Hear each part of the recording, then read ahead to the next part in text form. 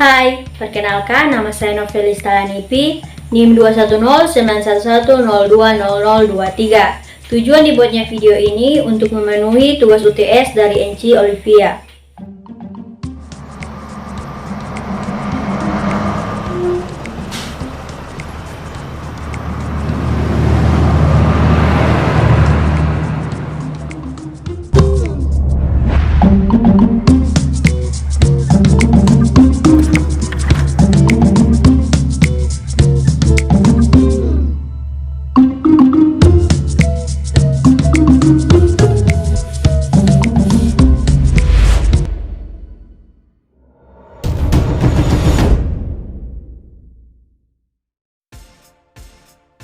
Saat ini saya akan membahas materi yang saya rasa penting dari materi yang telah dipresentasikan oleh kelompok 1 materi tentang hakikat manajemen, kelompok 2 materi tentang perkembangan pemikiran manajemen dan lingkungan manajerial, kelompok 3 materi tentang pemecahan masalah dan pengambilan keputusan, kelompok 4 tentang perencanaan.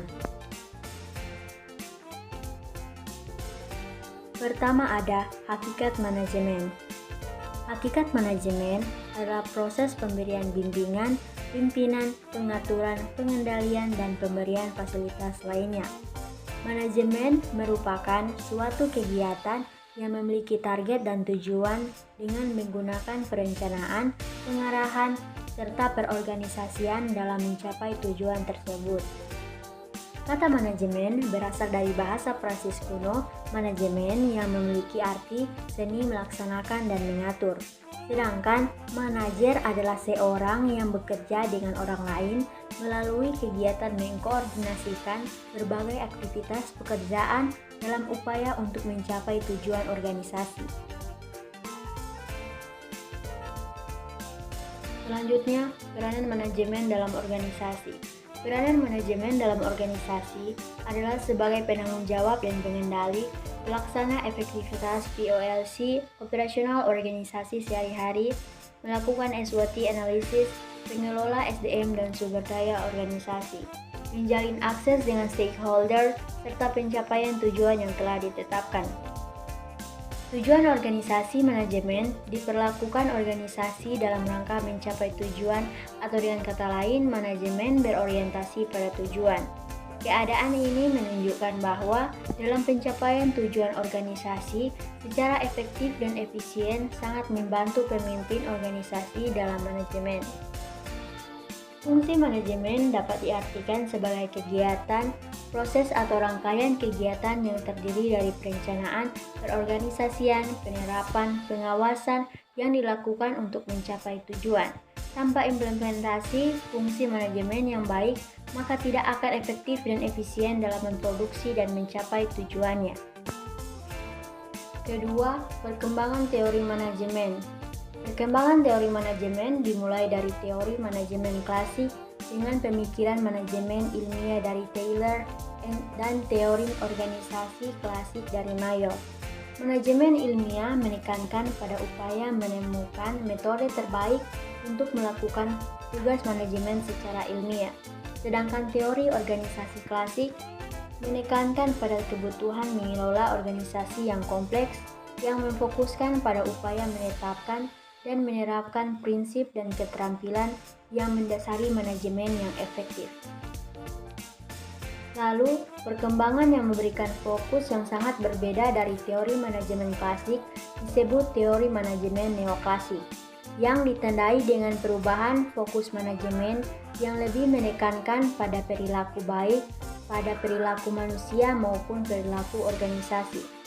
Manajemen yang baik menurut neoklasik adalah manajemen yang memfokuskan diri pada pengelolaan staf secara efektif yang didasari akan pemahaman yang mendalam dari segi sosiologis maupun psikologis.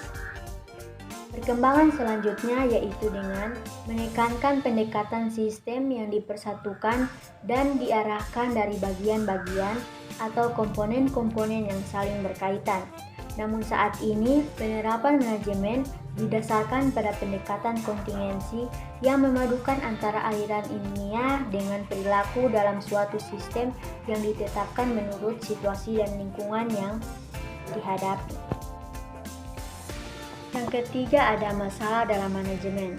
Masalah dalam manajemen adalah pertanyaan yang tidak dapat dijawab langsung karena pada titik awal belum diketahui aturan atau hukum yang dapat digunakan untuk mendapatkan jawabannya. Dan menurut Polya, dalam bukunya yang berjudul Red yang terbit tahun 2000, pemecahan masalah berarti mencari jalan keluar dari sebuah kesulitan, suatu cara keluar dari rintangan, atau mencari suatu tujuan yang tidak seketika dapat dimengerti. Pengambilan keputusan banyak pengertiannya menurut ahlinya masing-masing dan juga menurut tempat serta kepentingannya masing-masing. Pengambilan keputusan ini sangat diperlukan dalam melakukan suatu usaha untuk mendapatkan hasil yang baik dan memuaskan, baik secara individu maupun kelompok. Pengambilan keputusan harus benar-benar dalam melakukan suatu tindakan dalam suatu usaha demi kelangsungan usaha. Dan yang terakhir, perencanaan. Perencanaan merupakan tahapan paling penting dari suatu fungsi manajemen, terutama dalam menghadapi lingkungan eksternal yang berubah dinamis. Dalam era globalisasi ini, perencanaan harus lebih mengandalkan prosedur yang rasional dan sistematis, bukan hanya dengan firasat ataupun dugaan. Perencanaan sangat dikaitkan dengan pengambilan keputusan. Pengambilan keputusan tidaklah mudah. Dibutuhkan berbagai alasan-alasan yang bisa menentukan keputusan tersebut. Dalam merencanakan suatu keputusan, semua harus berorientasi ke arah yang bisa menguntungkan satu sama lain dan harus melihat kekurangan-kekurangan yang akan diputuskan. Itulah tadi materi dari kelompok 1, 2, 3, dan 4 yang saya rasa penting. Sekian video presentasi dari saya. Saya mohon maaf jika ada kesalahan kata dan atau lain-lain. Saya ucapkan terima kasih.